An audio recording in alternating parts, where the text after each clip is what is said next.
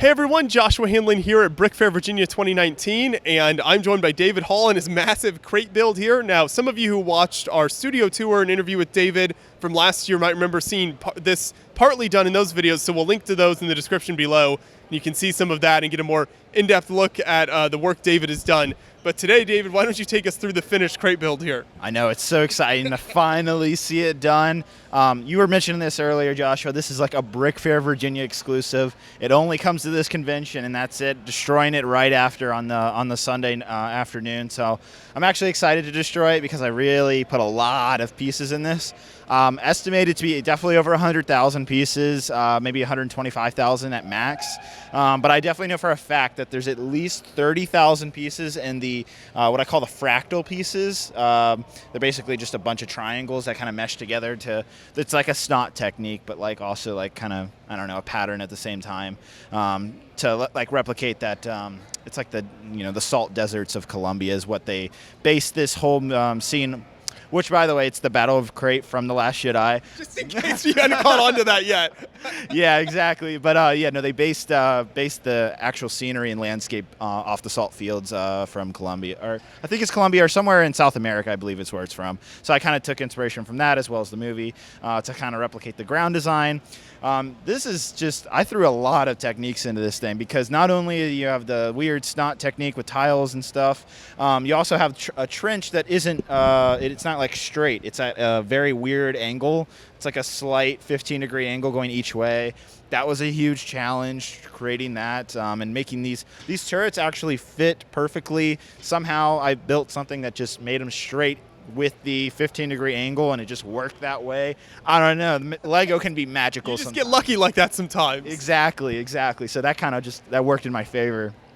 But there's other like weird techniques in this model. Like under this giant wall here, you'll see that I have this kind of transition type of thing where I'm going from the salt pieces to like the inner base, I guess. And you can see I like really went weird because you have to have two different like kind of curving, I don't know even know what to call it, just curving, plates and such, and to connect the two like was a really weird technique with like the 1x2s with the middle stuff.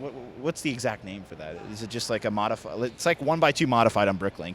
But yeah, so I used like a bunch of those and like studs. It's a really weird technique I came up with. It's super fragile. I think when I was rebuilding it here at the convention, it broke like at least 5 or 6 times putting it down there. So definitely a bit of a challenge. What's actually funny is when I brought this to the convention, so this whole front part here is 3 sections. So you have the mountain, this wall, and another mountain. So it's 3 different sections. When I put the mountains up and got them set up, they were pretty much okay. But this whole wall actually crumbled in half right when we took it out. And thankfully, my 2 friends, Meredith and my girlfriend Meredith, and my friend Matt, TheBrickWiz, you guys know him. Yeah. They actually literally held the wall for 45 minutes while I rebuilt it. Like I was like, these are it's my girlfriend, but then like Matt just showed his true friendship right there, and I was like, bro, that's so nice of you. This is why it's a Brick Fair exclusive and you aren't bringing this to a bunch of different shows. Exactly. It's just so fragile. And I live 2 hours from here, so I can't imagine taking it any further than this, what it would be like. It just, I tried to make it as strong as possible, but, it's just so much complicated stuff to to reinforce it more, to take it to other conventions, just to be a lot more work. But I'm ready to put it in the past. Let the past die. That's a Star Wars Last Jedi reference. So, but yeah, no, a bunch of other features is this whole battle. It is it's obviously inspired off the Last Jedi's final act with the Battle of Crait, but it's a more enhanced battle. So you'll notice that there's a lot more snowtroopers. Maybe there's a lot more rebel troopers, and the way I have things kind of lined up, everything's kind of pushed together a little bit, mainly because of space and what I was kind of allowed to do given my constraints of the room that I built this in. So everything's kind of a little bit different than what you actually see in the movie. But I like to think of it as like the more epic battle. Like kind of beefed the whole thing up a little bit. Exactly. It's like what I wanted to see on film. And don't get me wrong, I enjoyed the battle on screen, but like this is just even more like basically creating what I wanted to see. And yeah, I'm really enjoying it. And there's all kinds of little details. So right here specifically, there's this really awesome. I'm really proud of this, actually. There's like this like trench that basically goes underground, and if you guys ever played like the Star Wars Battlefront 2 game, the new one, then you'll know that there are trenches like this. They don't show them in the movie, but in the game there are, and they're very much part of the gameplay of this particular map. So I wanted to introduce that element. So you'll see I have like a whole cave running through here on the side, and I've really gone with it and just had a lot of fun. I know the kids coming around here in Brick Fair have just loved looking through this and seeing what's going on. But it's kind of actually really dark in here. You have flamethrower troopers coming in and just burning these poor rebels. There's even like, you can't really see it in the light, unfortunately, but there's like a rebel trooper just knocking, just trying to survive, just trying to escape through that one door, and you just feel so bad for him. So just little details like that I wanted to like how this scene is right at the height where kids can see, just get the best shot of the flamethrower. I mean, they can't really see it, so we're all good. We're all good. But everybody on Beyond the Brick now knows. A little bit of dark humor. So yeah, I'm having fun with that. So yeah, very fun with the battle landscape. I should also mention that the AT-M6s, so you have the AT-ATs here are the Lego set that came out, I think it was like 2010. But the AT-M6s are custom. I didn't actually design them. I got it from a designer. I forget his name. It's like Michael. And it's not even Michael. It's he's like from Sweden. He's from Europe, I should say that. But he came out with the design, and it's a beautiful, beautiful design, and it works so well with the scale of both the AT-AT and the minifigures. And I'm also using the Kylo Ren ship. That's another thing that people have also asked me is the actual ship from the movie, both The Force Awakens and The Last Jedi. It's black. And Lego has made that mistake, not just the fact that it's the wrong color, but the wings don't come out. I know GarrettBricks made like a modified version of this. But I liked the actual Lego set. I liked it, and I wanted to use it, so I don't know, guys, just deal with it. But yeah, so I think that's everything in the front. If we come back here, I also spent just as much time, I feel like, on the back area. Now, originally, I had planned on just leaving all of this exposed. Behind this, you can kind of see with my arm going down, it's actually very much empty behind the wall. I didn't really do too much filler, just enough so that the actual mountain would stay up and all of that. You can actually see a little bit if I open this door right here. It's a little hidden door. You'll see that it's pretty empty in here, actually. And you'll see I have a little battery bank right there to power the brick stuff lights. And this room right here is kind of the iconic room where you see Luke and Leia meet again for the first time in the new trilogy. And you can see Luke over here in the cave. Unfortunately, I have Leia out here, and I'll show her in just a second. Fun little thing about this door, I'm just like so proud of this, is like the way it slides in. You can see I used the little disc plates because if you have the tiles, it can get a little stuck when you're sliding it back in. But using the disc plates makes it so easy. So when you put it back in, it just works. The round part just so much smoother. Exactly. Like, I'm just the little details. I'm really proud of that. But yeah, so we have the room here, and then we have this kind of hangar part outside right here. This is kind of where a lot of things are happening. Again, this is where a custom Princess Leia figure is. This thing I think runs like $50, $60 because it's pad printed and it's like only 100 are made. But it was worth it because it looks really cool on the mock, and everybody has really appreciated it. Have a little gantry kind of crane thing going on here, troops getting ready. Try to just throw in a bunch of little details. I know the A-wing there isn't accurate, but I thought it looked good. Yeah, I know. I think it's a bunch of fun here. And then the last kind of main detail is I also wanted to replicate while the Battle of Crait was going on, you also saw Rey and Chewie and the Millennium Falcon, and they were going through the Crystal Caves is what they call them. And I really actually wanted to replicate that in like, I guess this is mid-scale because it's the mid-scale Millennium Falcon set. I think we got that in like 2009, I believe is when it came out, 2009, 2010. So I actually got this set. And it's actually hanging. You can kind of move it a little bit. And then I have these micro TIE fighters that scale extremely well to this Millennium Falcon. Like, it's actually almost perfect scale. And I was able to kind of replicate the cave around here. I used a bunch of trans red pieces and all of that. Oh. And it's just come out pretty well. I'm very happy with being able to just, you have all this kind of area, and I'm like, what do I do with this? And so I think this was a good idea because it actually makes sense because it's really inside the mountain, just like how it is in the movie. So little details like that. But yeah, that's everything. You got any questions or anything? That's a great run through, but this is so massive. So do you have the dimensions of the whole thing here? Yeah, so it's a 4x6 gray base plate that transitions to 60 inches by 90 inches, I believe, because I think 15 inches is how big a gray base plate is. But yes, 4x6 gray base plates, 60 by 90. Fun fact, so I recommend this to anybody who builds large dioramas and you're bringing it to convention. This is the first time I did this. You can kind of see it right here on the edge. I have this MDF board, and I went to Home Depot, and I just got one big sheet of it. Had them cut it up because it's they come in like 4x8 sheets, and this is like a weird size where you can't just make it all one big sheet.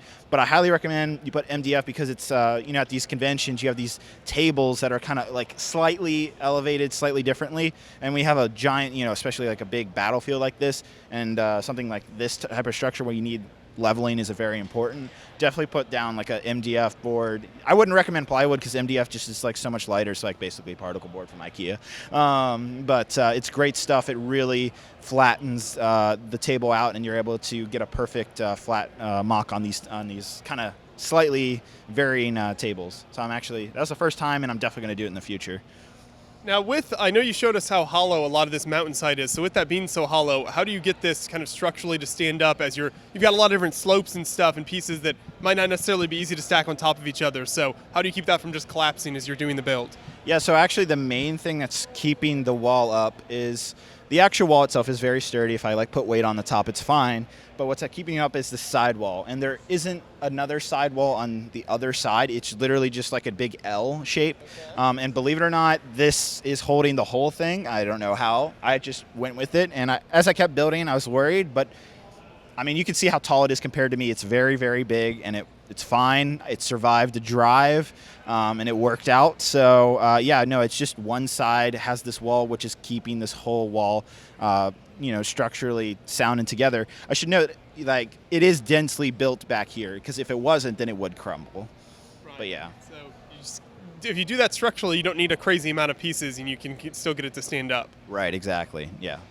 So I know on your channel you built this, but basically from scratch, showing it as you went along, right? And you would stream that on your channel, right? Yeah, shout out to Solid Brick Studios. I'm just always interested in that process because I feel like that's still within the grand scheme of kind of the history of the Lego community, a relatively new thing with builders, kind of showing their whole build process, which I think is really neat because then you let people into the whole process. So what do you find that's like for you in kind of the process of building while also kind of interacting with an audience? I actually really love it because now that it's finished and everybody can see it at this convention, they can go online, they can go to my YouTube channel, and they can see exactly how I started. And the whole process is documented, basically. So if you're curious, how I made one thing or how I got to one point, you can basically go back and see it. And this is my third mock that I've made, like giant Lego diorama mock on my channel. It was Kashyyyk, Scarif, now Crait. Kashyyyk was by far the biggest. It's still slightly bigger than this one. This one's very big. But each one of those have also been documented, and I can actually see now that this is becoming a trend on YouTube. I kind of started this whole idea of documenting week by week your building of large dioramas, and now it's actually caught on. I know a bunch of other YouTubers are starting to do that as well, which excites me. I'm glad building doesn't have to be you just by yourself in the basement for months on end. You can actually make something with it for other fans to enjoy rather than just enjoying at that end convention. Right. No, that's a great point. That community process can be, now from start to finish and not just the few days you're at a show with the build. Yeah, no, exactly. It's something I think is a really cool concept, and I know other fans have definitely shown it can be a viable concept. So I'm happy to see the community's accepting it, and it's becoming a bigger thing. I'm definitely going to keep doing it because I love doing this stuff. It's so cool to make what you love out of Lego. So, yeah. And then how parts intensive was this section that you build up, kind of the main salt flat area here? What's that like inside? So everything's hollow. I'm using, what do you call them? The 16 by 16 plates, those ones. I think they're all dark tan plates. I got them real cheap off Bricklink, actually.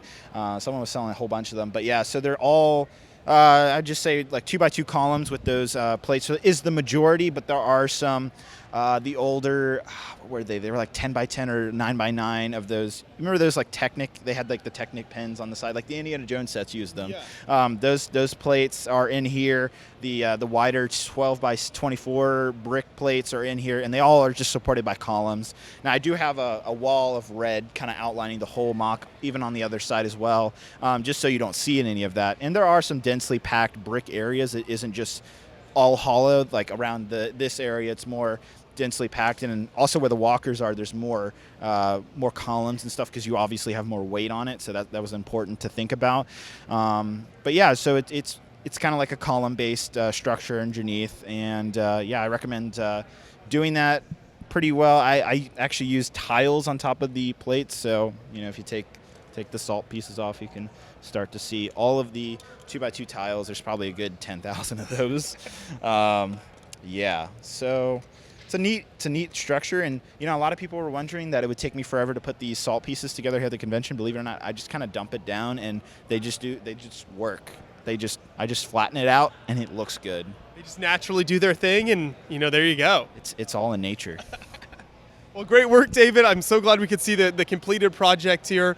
It's really impressive. So what do you have planned for the future? Another big build coming down the pipeline? Yeah, so because of they have the 7th season of the Star Wars: The Clone Wars show coming out this, believe at the end of 2019, I'm doing the planet of Mandalore, and I know LEGO has made some sets based off Mandalorian stuff, and so this is kind of an exciting thing for me to actually build that planet, building like this huge, elaborate courtyard with this big, palace and such. It's a very interesting planet to build. So that's what's up next. That I'm going to probably spend the next 5 months on that, so try to finish that up by the end of the year, and then when Rise of Skywalker comes out, I'm going to try to also build something from that too. So a lot of building in my future, and all of this is being destroyed to make that happen. Oh, there you go. So just pumping it right into the next build, but fantastic work. We'll definitely look forward to that. Thank you so much. Cool. Thank you, Joshua. I appreciate it. Thank you, guys. Everybody.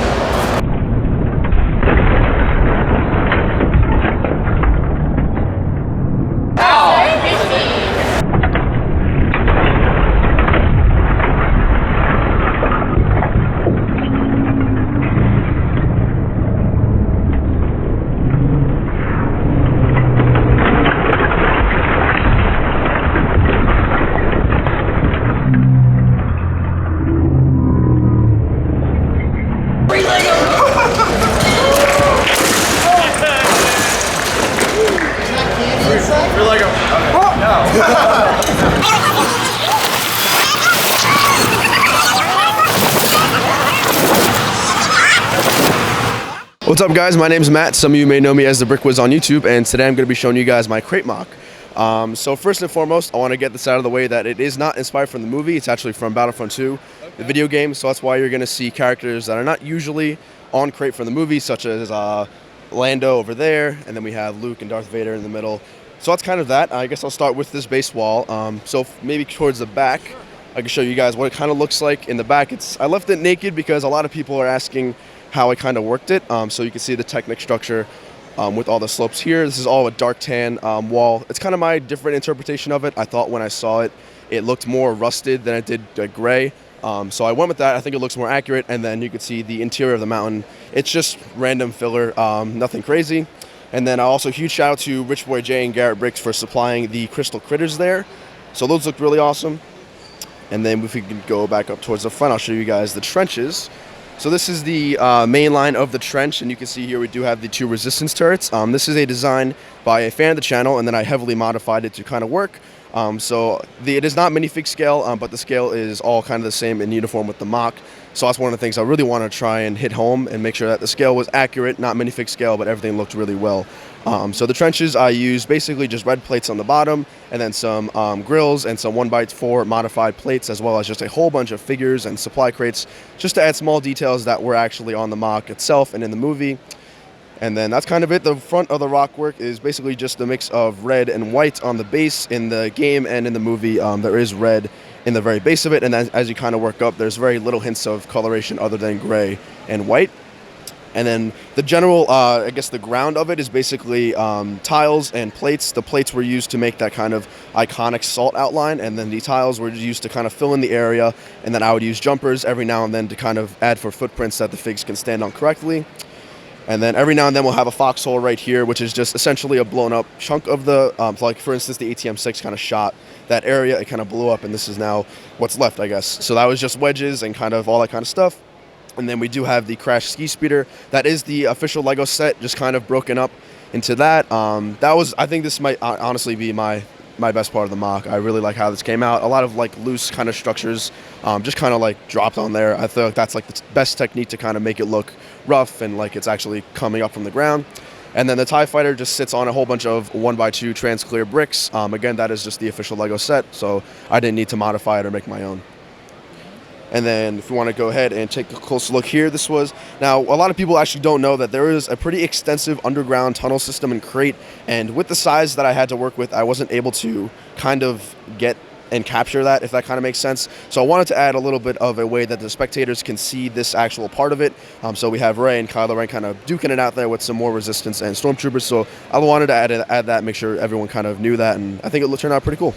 Yeah. And then moving over here, we have basically the first line of defense. These were the mini trenches. These are all man-made. And basically, the resistance doesn't really stand a chance. They're getting overrun, as you can see here. Very similar technique, just not as uniform and not as big as the main trench itself. And then the same things for the trench all the way up there. I have to say that is a great trench technique there with kind of the open plating there on the bottom. Just gives a really cool effect for it. Yeah, that was definitely one of the things I wanted to try and do really well, was definitely the trenches. I wanted to make sure it was as accurate as I could make it, but also give my own spin. So that turned out really cool. And then you have all the first order figures. The footprints are just essentially red plates, and then you just kind of break it up every now and then to make it look like they're actually running. So I thought that was kind of cool. And then just some more hints of foxholes and everything kind of like that, just to give a little bit more texture and more depth to the mock. So I really like how those foxholes came out. And then probably the biggest thing on the mock here, we do have these magnificent UCS ATM6s. These are not my design. There is a mock card under there. I believe his name is pronounced Michal Kozlowski. He, I believe, is from Denmark. Basically, he was just messaging me throughout the whole process. He designed it in Lego Digital Designer, which is a little bit of an outdated design software. He sent me the parts list and then as well as the instructions, and I kind of built it like that. Some cool Easter eggs. We have a mini kit up in the front of this first walker. And then I can also show you a pretty cool feature about this little turret. Basically, there's a knob back here, and you push it in and out. You could tilt it up and down. That's just kind of cool. And then the cockpit itself does open as well, and it reveals a pretty cool interior. It seats 2 drivers, and then I guess the captain or the admiral of whoever is kind of steering that. Both walkers are exactly the same, so all these features are exactly the same as well.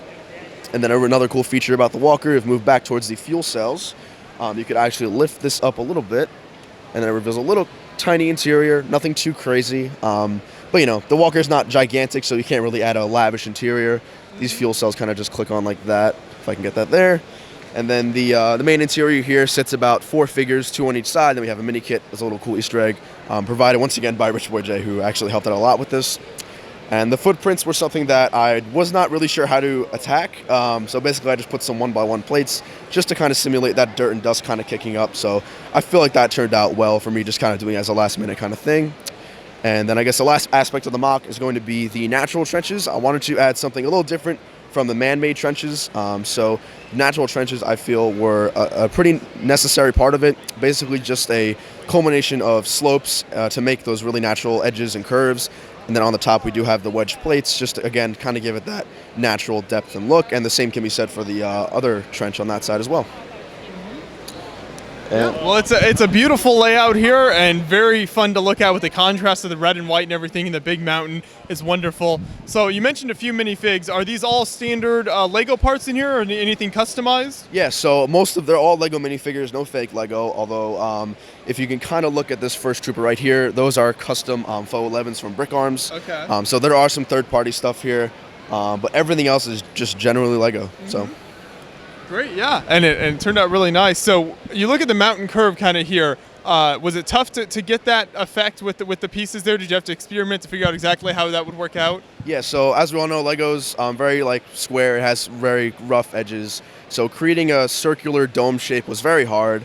So I basically just did the best I kind of could. I wanted to create a curve that kind of resembled a circle like it does in the movie, but Lego has those really hard edges, so it was hard. But I think I did a pretty good job with it. It took a while to build the base wall. Well, it was a big trial and error process. I actually dropped the entire base wall once, so I did have to go back and rebuild that. But that was probably the hardest part of building this entire mock. But I think it's also one of the best aspects of it. Yeah. Well, thank you so much for bringing this to the show, and thanks for chatting with me about it. Appreciate it. You got it, man. Thank you.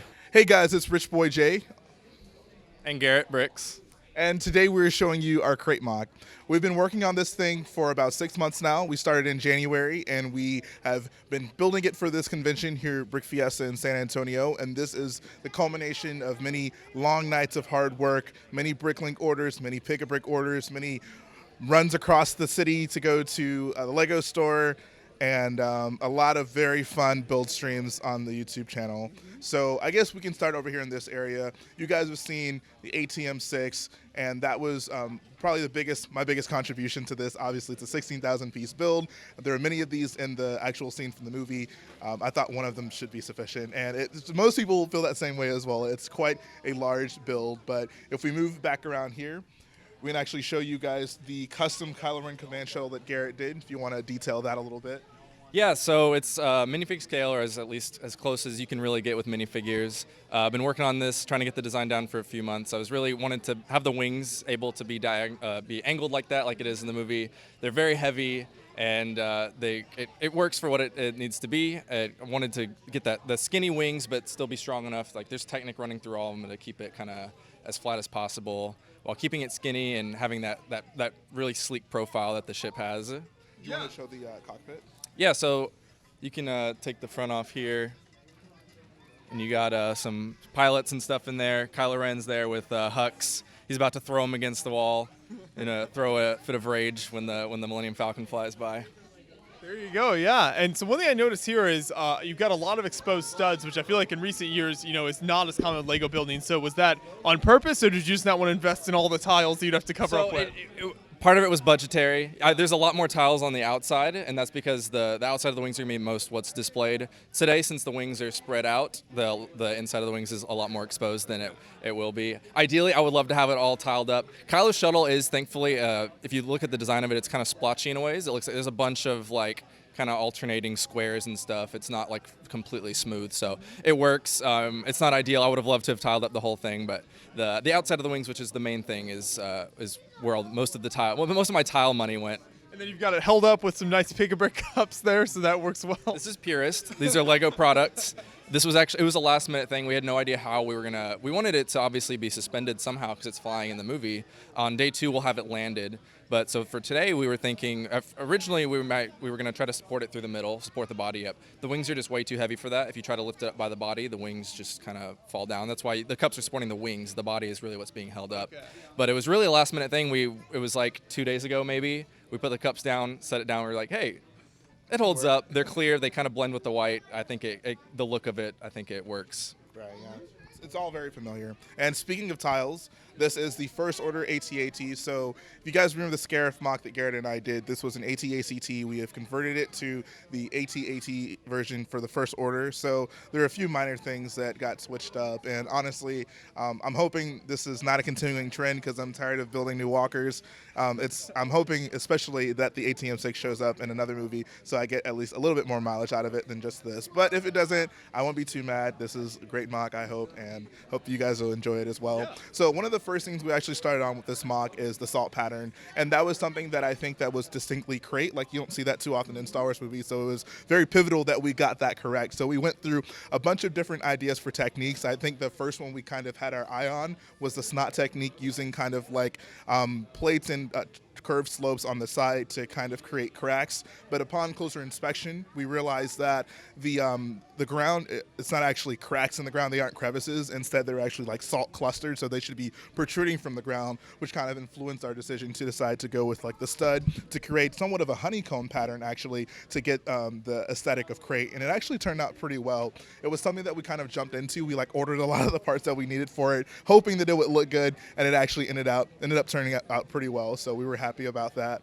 Doing it that way too helped us because we were able to do like the footprints and the trails and stuff. Otherwise, we wouldn't have been able to include those. So having like the big red exposed, doing it the way we did, was a lot easier to have those have those in the mock in various places. Exactly, yeah. And one of the things I did want to highlight, at this point, having been working on it for so long, it's something we take for granted, but we used a lot of red slopes on the edges of the mock to kind of create a border around it. And the idea was to kind of have it be a cutout, like a cross-section of the ground on Crait. Obviously, it's a salt planet, and below it is kind of a red dirt, and that's what we used to kind of recreate that kind of aesthetic and just make it look a little bit better around the edges. Didn't want to just have it be flat bricks or anything like that. And I think that it adds so much to the mock. It's almost like a border that goes around it, and it draws your attention automatically to it. So it's something we spent a lot of time on, and I think seeing it all finally together, it was well worth investing in a bunch of slopes that we otherwise wouldn't have really needed to put into the mock. It's like a big slice of cake, you know. It's like sliced right out of the planet. You know, you got the nice like velvety kind of border around it. It's great. That's a good way to describe it. So one thing we did want to show you guys is over here we have the footprints with the troops marching in, and this is something that I feel everyone notices and it pops out because obviously, you know, it's little cute footprints for Lego guys, so people really get a kick out of that. So that was really fun to do, and this was one of the first things we actually did on the mock. And like once we finished this up, we were so excited to kind of move forward because like I think I posted a picture on Reddit of just the guys walking in the footprints, and it's probably like the 12th most upvoted post on the Lego Reddit page. So it's funny how that works out. But yeah, it turned out pretty well, I think, and the crate just lends itself so well to Lego. The contrast between the red and white with the footprints or the blasts or the crevices, like it all just works so well together. So I'm happy about that. It's so true, yeah. So then we'll move around to this side and see what else we can take a look at here. Yeah, so when we were building this, we went from the back here and then built all the way to the front. So the cave was the last thing we did. So footprints was obviously the first thing we worked on. The second thing was the crashed TIE fighter, and so it was our first time really doing something different other than just doing the same salt pattern over and over again. So I don't know if from the trailer, for anyone who remembers the trailer for The Last Jedi, there was a scene in it where a TIE fighter crashes into the ground. It like hits and the wings break off and it like rolls around. Obviously, we started planning this even before the movie came out, and by the time we were starting working on it, even up to this point, the movie wasn't out on DVD yet. So we were watching like the trailers and stuff just over and over and over again, trying to find little details of Crait. There really wasn't a whole lot of like promotional footage for Crait out there. It was more like a lot of drawn out shots and stuff. But one of those shots was the TIE fighter crashing and two of the speeders kind of going around it that way. So we're like, we'll definitely include that. And I just love the way, I mean, we wanted for sure, because it's obviously a battle going on, so we have various battle damage stuff, and that's obviously the biggest one of that. So the TIE's kind of has like an impact crater where it landed and then rolled. The wings all lift debris behind and stuff, and then the TIE pilots obviously are safe and unharmed, and they're about to call AAA to have someone come help them out there. I love the wing planted into the surface like that. That's really neat as well. Yeah, because we needed some way for it to kind of be propped up, so it wasn't just a bunch of flat pieces kind of behind it. And I think, you know, it adds to it. It's very clearly a crash. The wings just kind of jutted there and maybe rolled a bit or just like stabbed into the dirt. One more thing I did want to add is that everything in Lego is always kind of built at 90 degrees one way or another, and I feel it makes the world of difference having that wing at a slight angle because people see it and it's unconventional. It looks different for Lego, and that was one of the things I really wanted to do when I was building that, you know, add a little differentiation to it from just the typical like building techniques that people would use with Lego.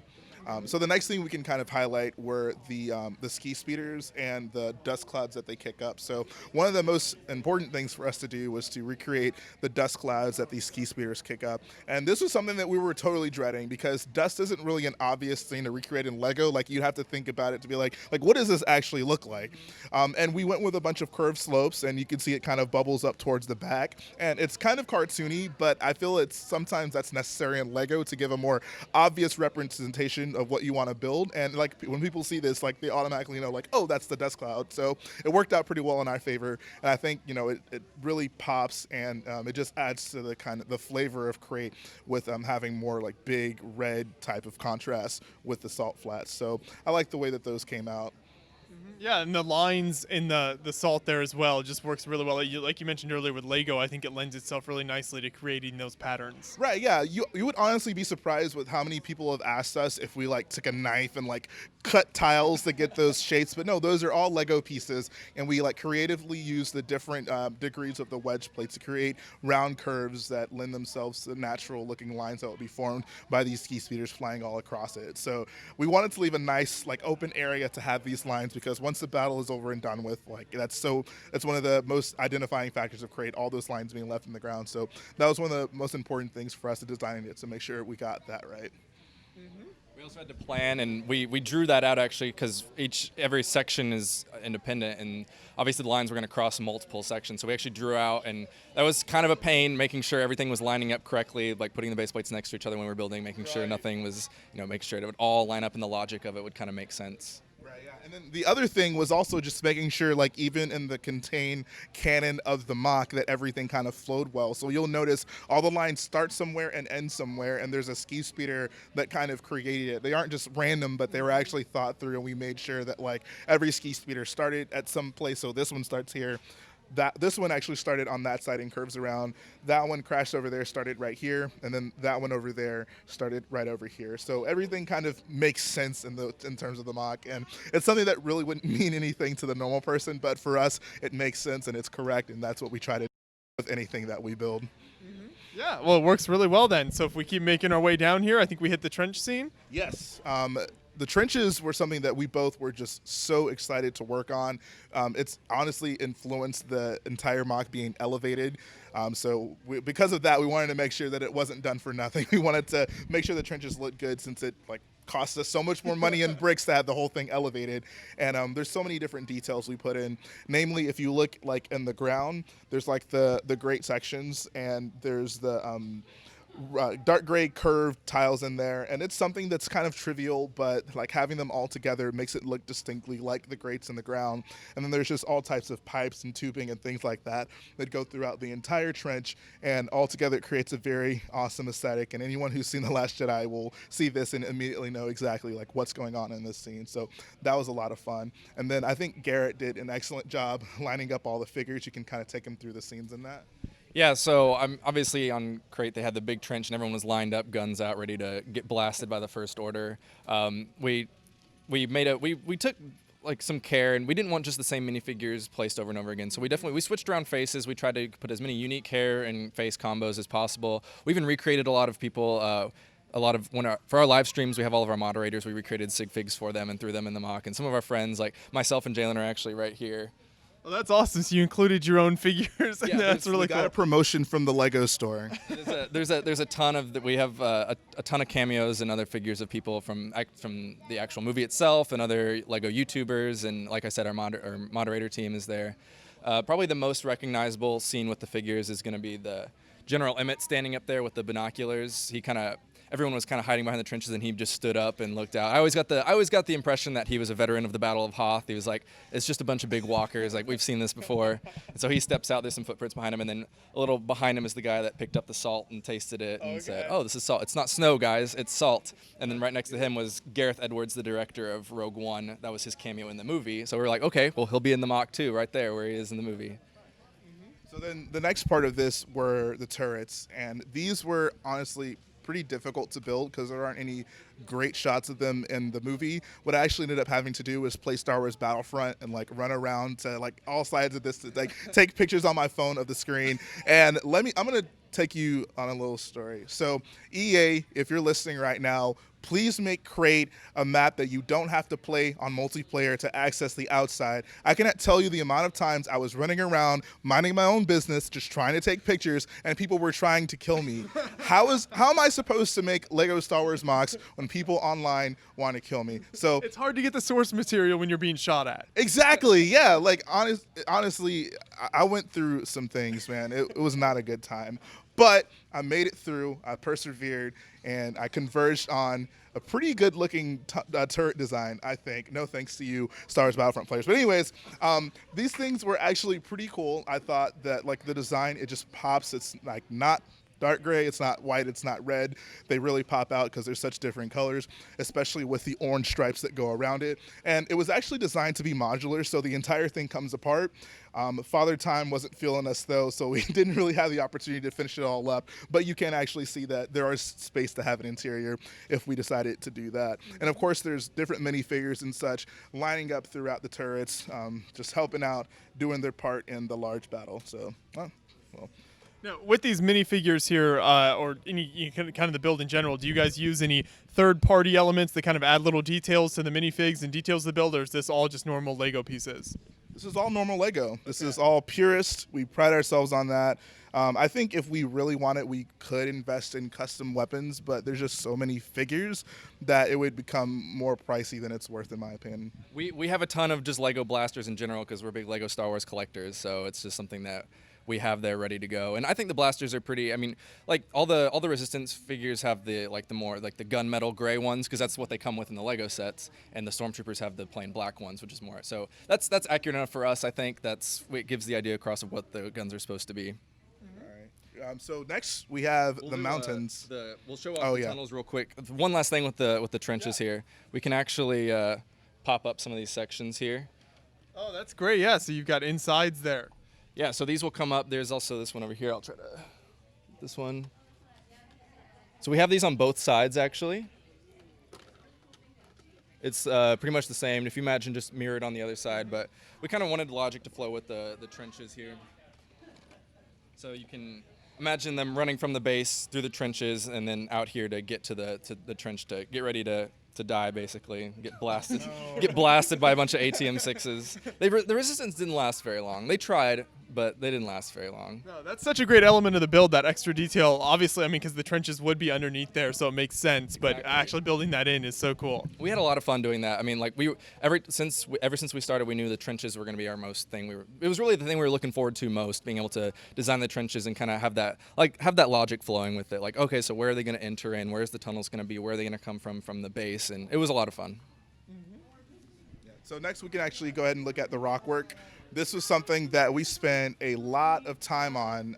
We both basically picked one side of the rocks and we just built them up ourselves to try to get them to a certain height. We used a big combination of like the dark gray, big slopes, the white ones in that same color, the red ones as well, just kind of having like the dirt color popping through. And I think they all kind of culminate to create a pretty good representation of what you see on Crait. It's not one obvious color, it's a really combination of all of them. So we tried to make that as natural as possible with Lego. And then the other thing is obviously the big door that keeps the bad guys out. And you can see that we wanted to recreate its kind of rusted color. That's why we chose dark tan. And I think that worked pretty well. And one of the things that was like kind of something we took for granted when we started designing it, but we realized it was important to do, was actually have the angle right here, bevel at the bottom. And there are no reverse slopes in that color, nor that size, that specific angle. So we had to take the regular slopes, flip them upside down, and then try to like connect them and have it work seamlessly. So it's pretty complicated, but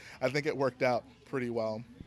So one thing we'll show you before we go into the inside is back on the other side. Come around and check this side out. So there's this big hatch. In the movie, the ski speeders actually come out of the hatch, and that's how they make it to the battlefield. So if you'll notice the lines that start right here, it's from the ski speeders that flew out from the door. And you can see we actually have a cameo from one of the biggest stars in Hollywood right now, Vin Diesel, from Fast and the Furious, also known as Dominic Toretto. He's hijacking the ski speeder, and he's doing one of his many crazy stunts. So we wanted to show some appreciation to a globally renowned film franchise, and I think that we did it justice, so I'm happy about that. There you go. I think you guys did well. So we come around here, and you've got some kind of like Easter eggs hidden in the side then? Yes. So I'll start on this side. This is the one that I kind of built up. You can see that I got a scene from everyone's favorite Star Wars movie, Attack of the Clones. When they go through the droid factory, you got the Geonosian popping out of the wall, about to attack them. So that was pretty cool to do. The height of filmmaking right there. It really is. Honestly, that movie might just be as good as Fast and Furious. But if we move down here to the command room, this is one of the funnest parts of the mock, just because we spend so much time in here in the movie. Got the lights as well. If you'll pan it for a second, there's actually an access door that we put in there to actually just access the lights and turn them on and off, so don't have to tear the mock apart to do that. Pretty cool idea, I thought. Shout out to Brick Plumber for that. But this was so fun to do. There's Leia back there, obviously sitting on her chair, giving out orders, and some other important characters from the movie, and there was no like one shot of this room that made it really convenient to make this, so I had to do some guesswork and get a lot of different angles from the movie to make this again possible. And if you'll actually look to the left in that cave right there, you will see a familiar face, Mr. Luke Skywalker, coming through and trying to save the day. So it's something that you wouldn't really notice unless you looked hard, but the payoff is really good because it's like, oh, Luke Skywalker. Everyone wants to see him. So we'll take you around to the other side, then we'll come back into here. Okay. This is more of the same kind of layout from that side. It's the side of the mountain here kind of cut out. There's a few rooms here. We got a Minecraft room here. We were doing these little hidden caves, and the first thing I thought of when I thought of caves and what kind of Easter eggs to include was Minecraft, and Lego makes Minecraft sets, so worked out really well. We got this room down here. This is kind of this would be like a kind of locked off closed room. We decided to put a lot of Easter eggs and references. We call this the fan appreciation room. This was there's a lot of just in jokes and stuff referencing a lot of people that watch our live stream. So that was kind of, we put that there for their appreciation. A lot of in jokes that no one else. I won't go into explaining any of them because no one will find them funny. I will say shout out to Drink Tea. That's what that is. Over here we have another room, just with a little Darth Maul cameo. I've noticed that Darth Maul makes a lot of cameos in Star Wars mocks. He also makes a lot of cameos in Star Wars movies and Star Wars TV shows, maybe where he might not necessarily belong. So there he is. He's running his criminal enterprise from a dank cave. He's just like brooding in the cave. He is. I mean, he's Darth Maul. He's frustrated that he got cut in half. It's been years, and he's still around. He's like, Disney, just kill me off already. Just be done with me. There's a room here, just a little one of the crystal foxes. Jalen did an awesome job whipping up those foxes, the Voltexes. I know what they're called. There's a ton of them all throughout the mock.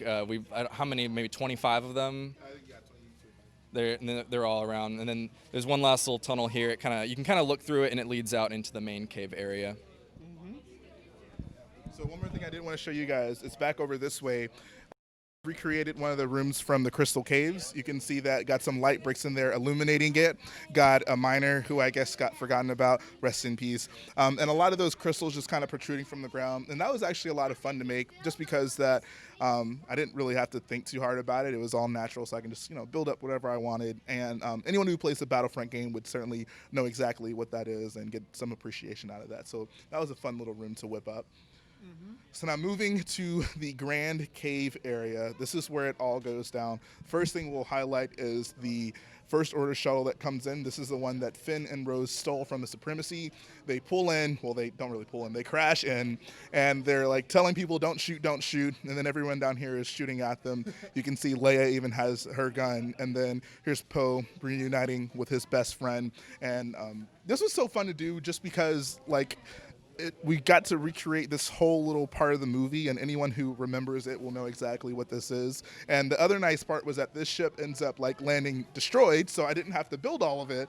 And it'd be nice if that happened more often. And also, we have the Resistance shuttle that I designed over here. They take a few of these off of their ship in order to get onto this planet, so I thought that I'd put one of those in there as well.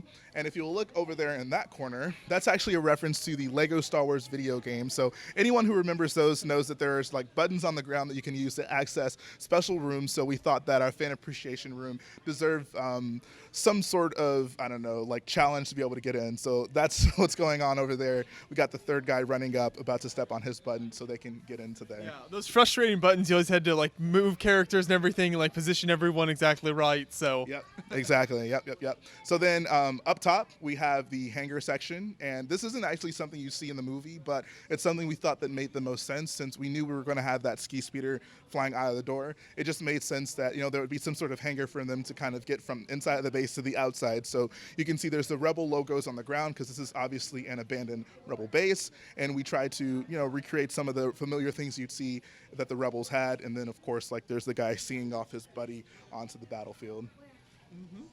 yeah, and then you even got some really impressive rock work on the inside here as well. I'm sure after doing the front mountain, that wasn't difficult for you guys by that point. Yeah, so that was the weird thing. Like, I feel like before we got to any of this, we were so excited because it's like not salt anymore. We get to like build stuff up and do rooms. And then we started building rocks on the front, and we were like, okay, it's so fun that we're done with that. And then we didn't realize we had even more rocks to build on the inside. So I think we're both done with rocks for quite some time, but I think it all ended up working pretty well. And I mean, it really does a good job at recreating the entire aesthetic of the inside of the caves. So I think it was well worth it. And one of the other things that was actually kind of difficult to design was the door.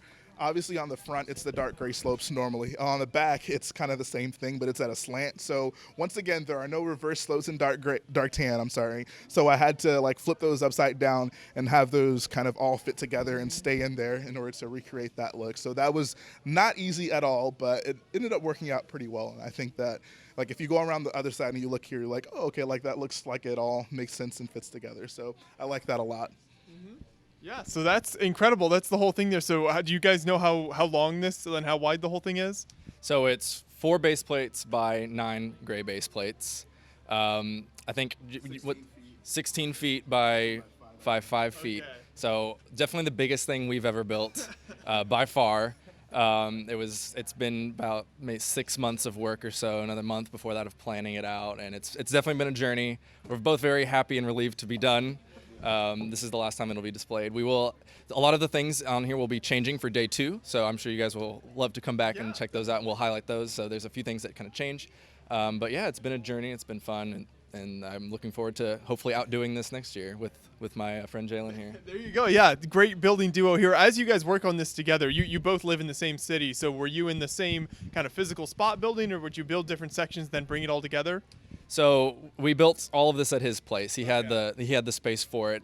It took up like half of a room, and we live in the same city. I live it's like a 35-minute drive, but I would still go up once or twice a week. We'd try to work on it and just get it out, get it done. And obviously there was a lot of late nights, and I think it was all worth it in the end.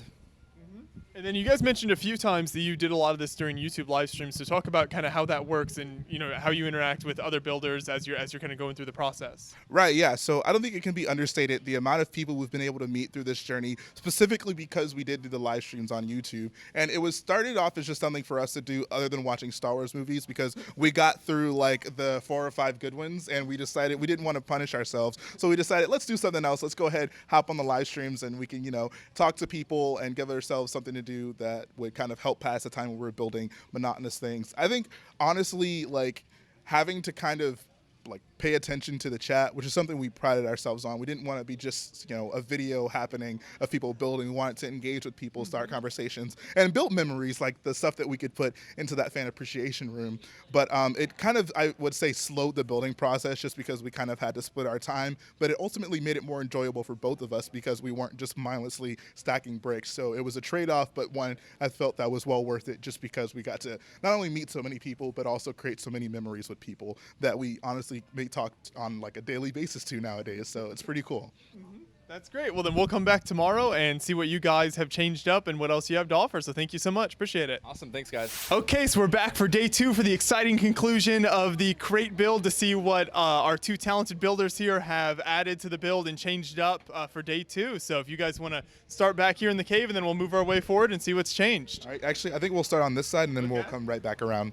So the first thing I did want to show you guys is that we have probably the most heartwarming scene in The Last Jedi. We have Luke having his meeting with his sister Leia, handing her those gold dice, and seeing her for the last time as, I guess, a physical being. So yeah, it's pretty cool. That was actually a really fun scene to replicate because I think that in the movie, it's just a very beautiful scene, especially with the passing of Carrie Fisher.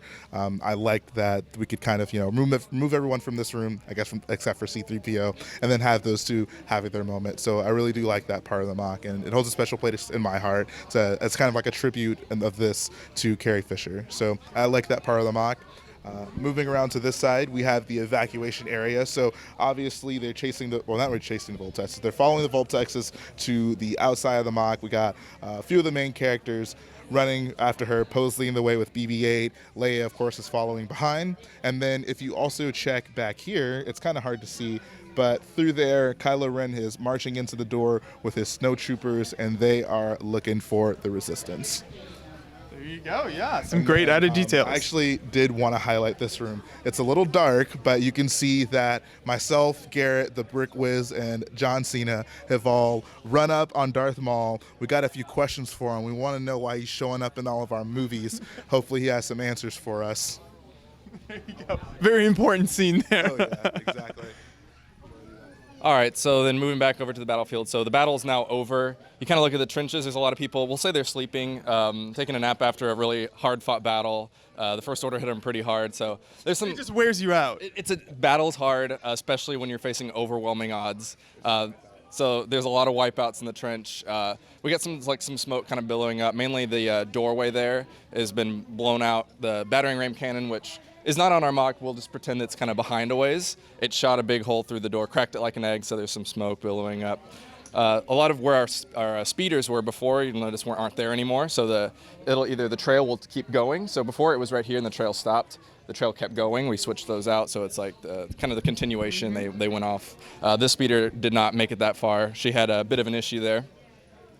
And then you can also notice the same with the speeders on the other side. They're not there anymore. Probably the biggest change for today was the classic scene, Luke and Kylo facing off. This was something that everyone is always asking when we set up this display. They say, well, where's Luke and Kylo? Well, here they are. It's day 2. The battle's over, so now they're facing off. You can see the shuttle has now landed. Kylo got out. There's some red behind him where he's walking. Notice there's no red around Luke. There's something going on there. No spoilers, of course. But they're about to face off. That's probably one of the best scenes in the movie, I think. He tosses his cape off and then they have a confrontation. And that's kind of, I guess, the climax of the movie. So we definitely wanted to replicate that. It's really nice having the white just kind of around them, and they're kind of right smack dab center of the mock with the giant shuttle behind it, kind of framing it all really well. So now the shuttle is on the ground, so did you have to switch anything up with the way that's supported since it's not up on the pick-a-brick cups any longer? Yeah, so I have some landing gears on it. They're just... these here, they don't like go up or anything. So basically, when we took it off of the cups and when they were flying, I removed the bricks that were kind of wedging the wings kind of in that angle. So just took those out, and then I just have to kind of hold the shuttle upside down, put the landing gears on, and then flip it back up and set it back down. It's all pretty sturdy, so you can kind of move it around to get those under there. But it's just a matter of sticking those little guys there, and it stands up on it. So if you come back to this side, you'll see we still have some troopers taking a nap, but namely there is Finn carrying Rose over back to the base. I'm sure people will have some opinions on that being in this mock. And the other thing we wanted to highlight is that right on the front of the door, we actually had pop-out sections. So if you get up close, you can see that there's a hole that goes straight through the door to the inside of the base, and that's kind of what the First Order did to try to get into the base, and then that's where Luke makes his exit throughout the base to face down Kylo Ren. So that was one of the first things we decided we wanted to do. We wanted to make sure that once we switched this stuff out, we were able to complete the entire scene and have it look the way it does in the movie. So I'm happy that actually worked out pretty well. Yeah, well, I love the extra effort you guys went to update it for day 2 here. The whole thing is just incredible. So what's your plans for the future with this build? You want to say, Jalen? Yeah, so after much deliberation, I think that we have gotten the most that we can possibly get out of this mock, and we probably are going to destroy it after this convention. We'll keep some of the bigger pieces like the walkers and the Kylo Ren command shuttle, but everything else we have no attachment to any longer, and we're going to make it a lot easier to pack up. There you go. That should be fun to watch. It served its purpose. It's time to go. One last thing, we wanted to give some special thanks to some very close friends who actually made it possible for us to get this here. I have our friend Mark and our friend Matt. These guys are TheBrickWiz and John Cena respectively on YouTube. Make sure you check them out. They gave us a lot of help with getting this thing together, and it would not have been possible nor this easy without them. So shout out to those guys. There you go. You've always got the supporting team here. It always helps to have other people with you. When you have something this big, you really do. You need some help because, I mean, obviously when we were building it, we were planning on doing this eventually, and we never really thought like, oh, we can handle it ourselves. And it wasn't until we actually had them with us and still barely kind of managing to get it here and managing to get it on time and finished in a working state. Really, it showed we did need some extra help there at the end. Oh my gosh. Are you ready? Yeah. Everyone ready? Get a hold of the middle of the door as well. All right, 1, 2, 3.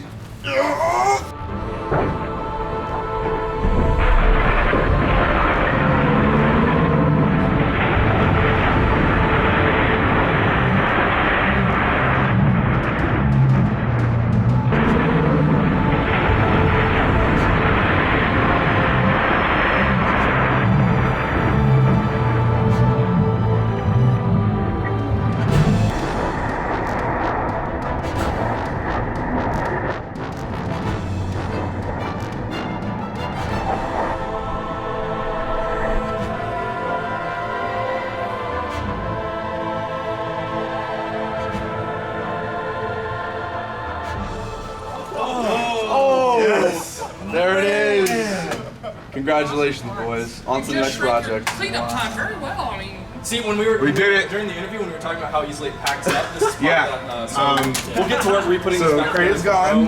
We'll be Well, done most of probably Crait is gone. in a couple weeks. It's like it's grown up. It's gone. You guys are just we just destroyed half. It actually all fell in a nice little mess too. I was really worried it was going to be like, it was alive one moment, well, dead the other. How quickly it turns at a moment.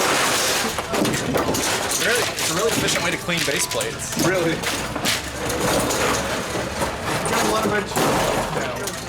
Oh yeah. Hi, I'm Schrader, and this is my Battle of Crait, made out of Lego. I tried to do something different than what I've seen from a lot of other Lego of Crait mocks. I tried to do some custom speeders that were more in scale with the custom walker that I built.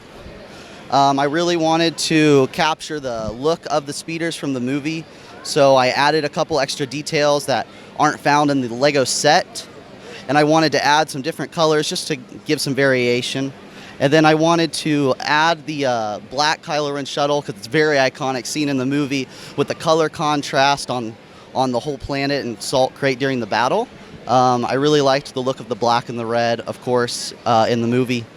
And then I also, of course, did a custom walker, which is one that you can see that's much bigger than the AT-ATs.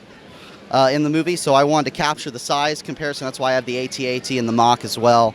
And then, of course, I did light everything on the mock to really add another level and layer to the mock. And then I went ahead and I added a lot of like broken, salt and dirt from the planet around all the feet to add some more texture and detail to the mock. And of course, we have the footprints from the troops walking, because in the movie you see that when anybody walks on the planet, it leaves a red footprint where it wiped the salt away off the planet. So I tried to add that detail too. And then my friend Josh, who's also in my lug here, he helped me build a cannon for the mock, and we lit the barrel as well. And unfortunately, right now the battery ran out on the inside, but the inside cannon spins as well, and that's really cool. And a lot of people really appreciate that. And we also have the command center on that lit as well. And then in the movie, in the battle scene, the Falcon shows up to help fight off all the TIE fighters that are attacking the speeders. So I wanted to capture that in the mock as well. So I also added the Falcon above the Crait Mountain because it's such an iconic ship in the Star Wars movies, and in the scene when it's flying in to help save Crait from the TIE fighters that are taking over and attacking the ski speeders. It's a really great scene in the movie. I got Chewbacca piloting it, just like in the movie, and I tried to do some flashing lights for cannon fire and the engine to kind of show some detail on that as well. I really liked how the trenches ended up coming out. I did some grading, and I did a lot of detail work to kind of show the rock and the broken look of the trenches in the movie. I do have tunnels. Unfortunately, I wasn't able to get tunnels all the way through the whole mock and have like a side cutout. That would have been a really cool level. Maybe next year, always. But I really liked how I was able to get the troops lined up at a good height on the mock, which of course required the whole mock to be raised up quite a bit. But it was worth it in the end, I think, for the overall look of it. Right. What is that like underneath there to get the whole build raised up? What kind of sort of filler brick did you go with? I went ahead and used regular Lego brick instead of like Duplo or something like that. I did stacks of brick probably about every 3 to 2 inches. There's a stack of bricks up, and then it's mostly done with 2x2 bricks for the bottom of the stack, and then a 2x4 brick at the top to hold up. Most of it, the surface is done plated with 4x6 plate. I found a lot of that on the pab wall at the time, and so I went ahead and had 4x6 red plate underneath all of the white that you see done for the salt technique. And then you've got the giant mountain, which is certainly another iconic part of Crait. So talk about both kind of the rock work as well as the large gate itself. Sure. I was really worried about how that was going to come together when I was building. I had no idea how fast that was going to come together. The wall itself came together actually very quickly. I was able to come up with a really fast skeleton design in the back. I know for some high structures, a lot of people use Technic. I was actually able to get away with using all just regular brick and not having to do like a ton of like filler brick in there. I was able to do a technique where I have these 2x4 bricks spacing out the slope bricks, and on the back of those I have bricks holding up as a structure brick on the back, and it connects all the way up the wall, kind of like a staircase, a backward staircase all the way up the wall. And then the rock work is a little bit more structured on the inside, but on the outside I wanted to really include the look of the salt kind of growing and collecting on the rock as it was blowing over time, and then of course the iconic red from the movie. The red, the contrast between the red and the white is such an important part of that scene in the movie, and I really wanted to capture that in every aspect on the mock. And that contrast is, I think, what really makes Crait builds like this stand out so much and are so cool to look at because of that.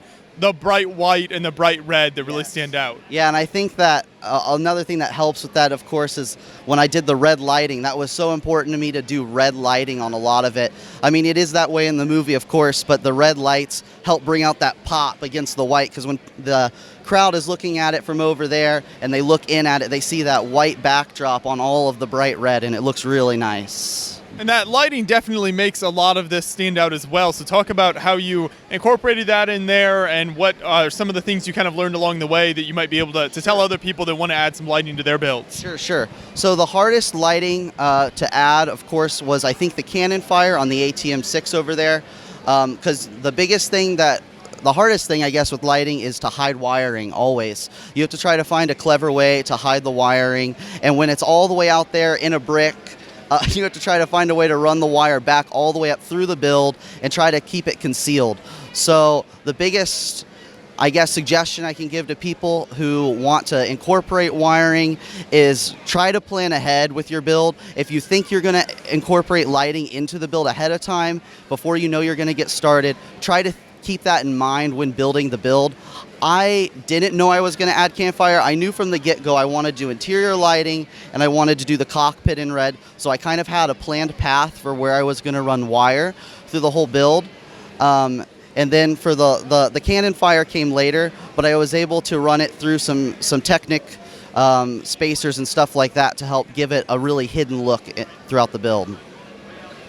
And then the big lighting inside the cannon here as well, how did that work? The cannon lighting, luckily with the cannon, we were able to get away with just a really hollow skeleton on the inside using a lot of Technic.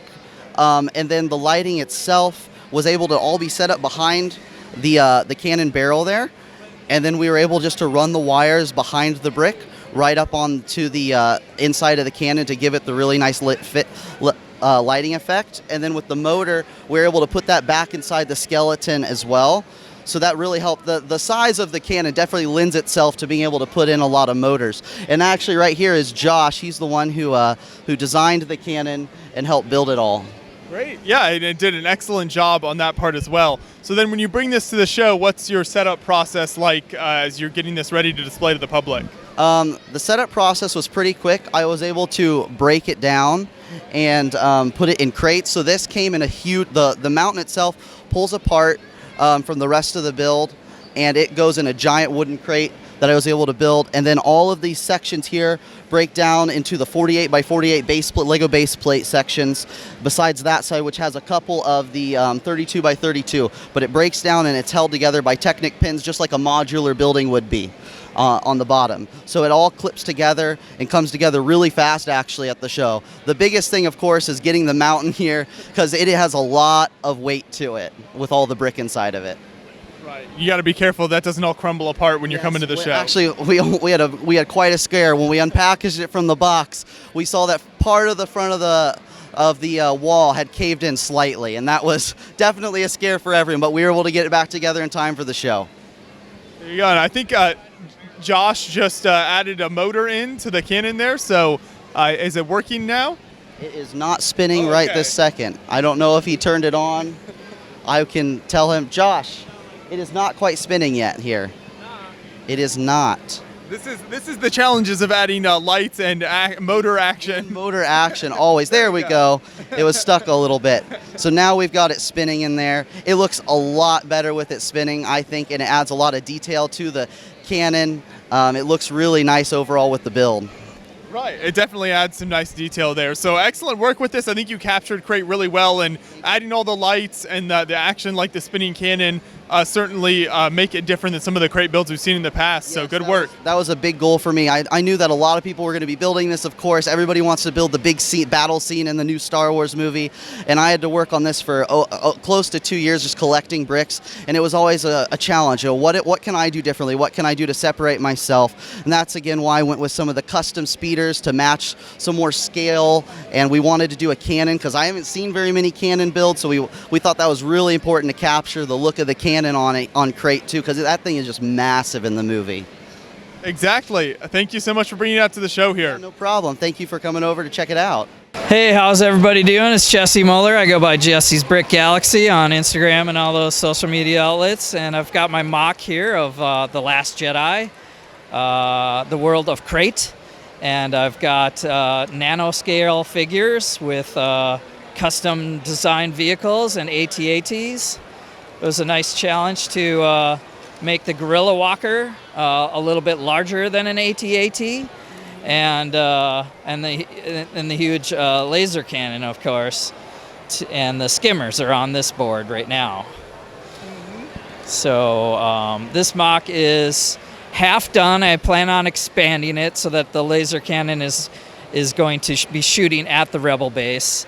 And then the Rebel base door will be a mosaic behind it for a complete build.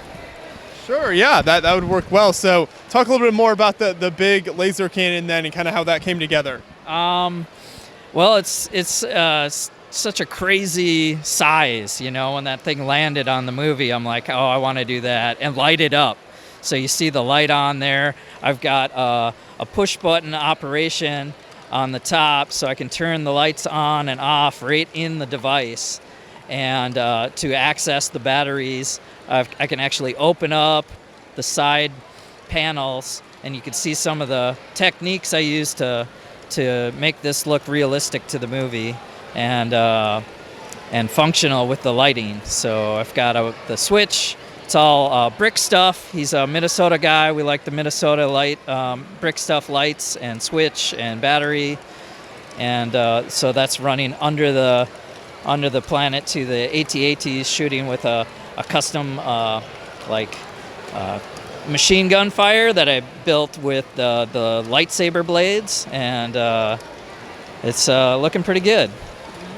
Yeah, all the lights add some great detail. So when you first set out on this build, was kind of building at that micro nanofig scale, what you would kind of set out to do, trying to make everything about that size? Yeah, I like the challenge. You know, I've done one before. I had the Jakku planet with the ship flying around. So this Crait scene I wanted to do again because the laser cannon was so huge. I'm going to do nanoscale again, and so I bulked up on all the nano trophy size figures, and then challenged myself with a scale that not too many people do. And you see the skimmers also for the resistance, trailing that red mineral underneath the salty. It almost looks like snow, but it's like a salty textured planet. And I just love this concept for a Star Wars world. That red trail is really great detail there. Did you have to experiment to kind of figure out the right combination of parts to get that looking right?